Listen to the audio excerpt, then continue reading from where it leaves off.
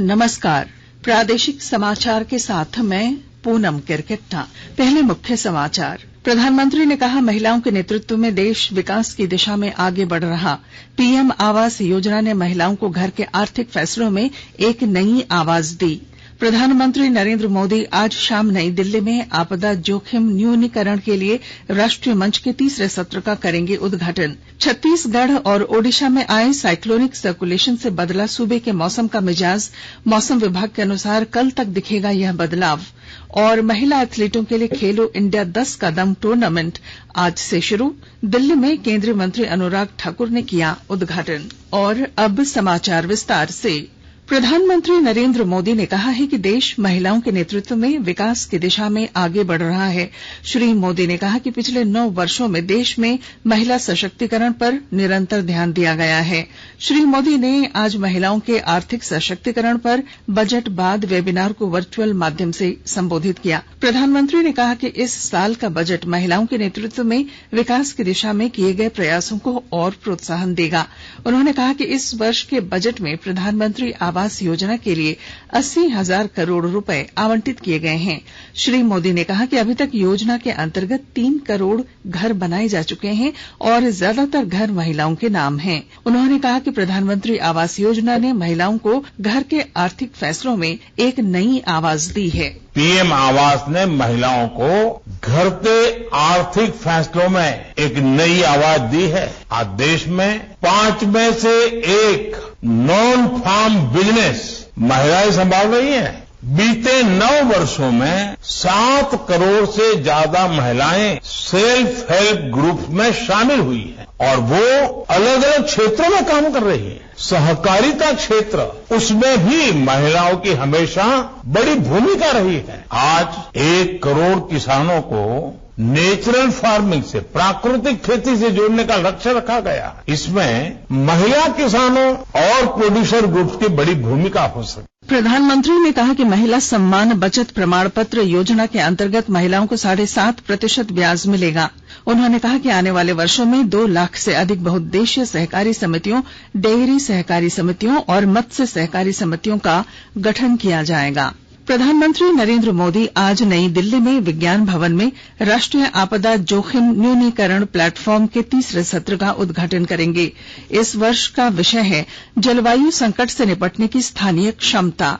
कार्यक्रम के दौरान प्रधानमंत्री सुभाष चंद्र बोस आपदा प्रबंधन पुरस्कार के विजेताओं को सम्मानित करेंगे। 2023 के लिए पुरस्कार के विजेता हैं ओडिशा राज्य आपदा प्रबंधन प्राधिकरण OSDMA और मिजोरम का लुंगलई फायर स्टेशन। प्रधानमंत्री नरेंद्र मोदी आपदा जोखिम न्यूनीकरण के क्षेत्र में अभिनव विचारों और पहलों तथा उपकरणों और प्रौद्योगिकियों को प्रदर्शित करने वाली प्रदर्शनी का भी उद्घाटन करेंगे। गृह मंत्री अमित शाह मंत्री स्तरीय सत्र की अध्यक्षता करेंगे। प्रधानमंत्री नरेंद्र मोदी ने केंद्रीय औद्योगिक सुरक्षा बल के स्थापना दिवस पर CISF कर्मियों और उनके परिवारों को शुभकामनाएं दी हैं। एक ट्वीट में श्री मोदी ने देश की सुरक्षा प्रणाली में CISF की महत्वपूर्ण भूमिका का उल्लेख करते हुए उन्हें मेहनत और पेशेवर दृष्टिकोण की सराहना की। ऑस्ट्रेलिया के प्रधानमंत्री एंथनी एल्बनीज का आज नई दिल्ली के राष्ट्रपति भवन प्रांगण में पारंपरिक स्वागत किया गया। प्रधानमंत्री नरेंद्र मोदी ने ऑस्ट्रेलिया के प्रधानमंत्री का राष्ट्रपति भवन में स्वागत किया। इस अवसर पर श्री अल्बानीज ने कहा कि भारत और ऑस्ट्रेलिया गहरे मित्र और साझेदार हैं। उन्होंने कहा कि ऑस्ट्रेलिया भारत के साथ संस्कृति, अर्थव्यवस्था और सुरक्षा के क्षेत्र में सहयोग का इच्छुक है। इसके बाद श्री अल्बानीज ने राजघाट पर महात्मा गांधी की समाधि पर श्रद्धांजलि अर्पित की।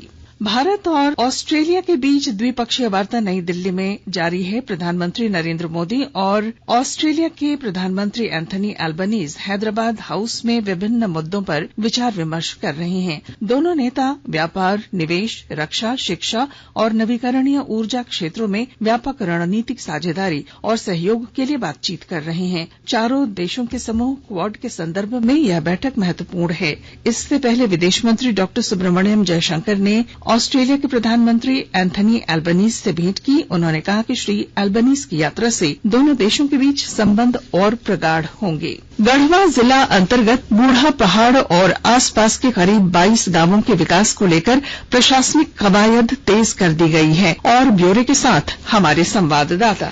छत्तीसगढ़ की सीमा से लगे गढ़वा और लातेहार जिला की सीमा से सटे बूढ़ा पहाड़ और आसपास के करीब 22 गांवों के विकास हेतु लगातार कार्य किए जा रहे हैं। पिछले 27 जनवरी को मुख्यमंत्री के बूढ़ा पहाड़ दौरा के बाद से ही इन क्षेत्रों में विकास योजनाओं को पहुंचाने की कवायद शुरू की गई है। इसमें सड़क, बिजली, शिक्षा, स्वास्थ्य, पेयजल जैसी बुनियादी सुविधाओं के साथ साथ रोजगार के लिए भी योजनाएं बनी हैं। इसमें ग्रामीणों को खेती के क्षेत्र में खाद्यान्न उत्पादन के साथ पशुपालन पर भी जोर दिया जा रहा है। जिला प्रशासन द्वारा इसके लिए पशुपालकों के घर घर सर्वे कराया जा रहा है।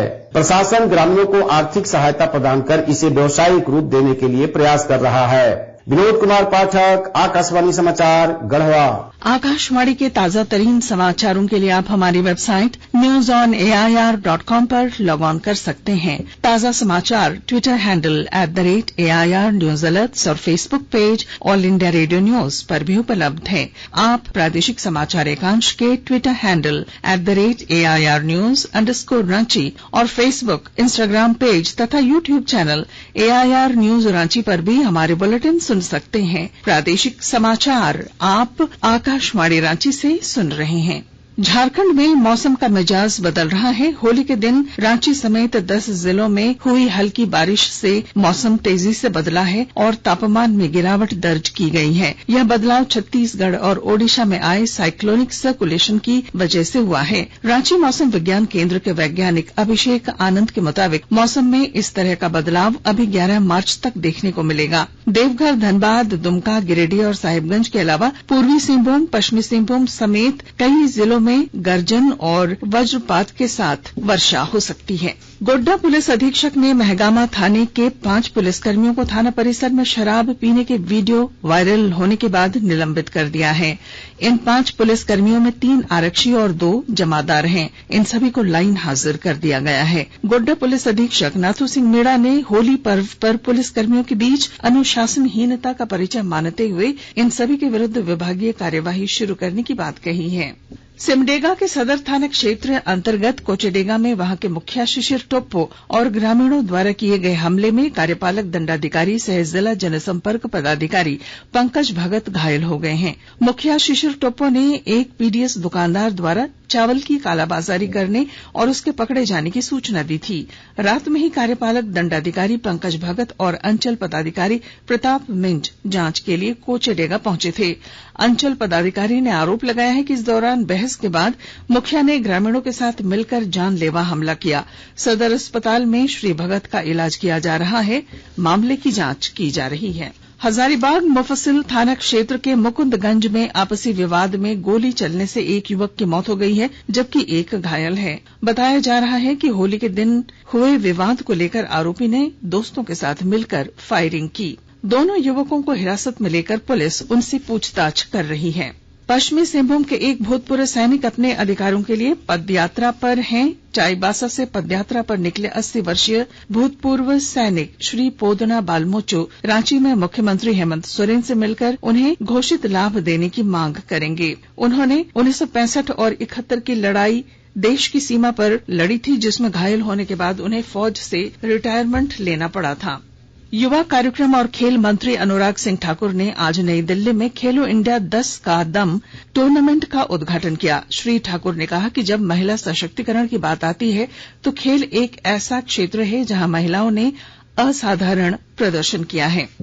अंतर्राष्ट्रीय महिला दिवस के उपलक्ष्य में युवा कार्यक्रम और खेल मंत्रालय ने इस टूर्नामेंट का आयोजन किया है। इस प्रतियोगिता में देश के 50 शहरों से अधिक स्थानों से लगभग 15,000 महिला एथलीट हिस्सा लेंगी। और अब अंत में मुख्य समाचार प्रधानमंत्री ने कहा, महिलाओं के नेतृत्व में देश विकास की दिशा में आगे बढ़ रहा। पीएम आवास योजना ने महिलाओं को घर के आर्थिक फैसलों में एक नई आवाज दी। प्रधानमंत्री नरेंद्र मोदी आज शाम नई दिल्ली में आपदा जोखिम न्यूनीकरण के लिए राष्ट्रीय मंच के तीसरे सत्र का करेंगे उद्घाटन। छत्तीसगढ़ और ओडिशा में आए साइक्लोनिक सर्कुलेशन से बदला सूबे के मौसम का मिजाज। मौसम विभाग के अनुसार कल तक दिखेगा यह बदलाव। और महिला एथलीटों के लिए खेलो इंडिया 10 का दम टूर्नामेंट आज से शुरू। दिल्ली में केंद्रीय मंत्री अनुराग ठाकुर ने किया उद्घाटन। और इसके साथ ही आकाशवाणी रांची से प्रादेशिक समाचार का ये बुलेटिन समाप्त हुआ। नमस्कार।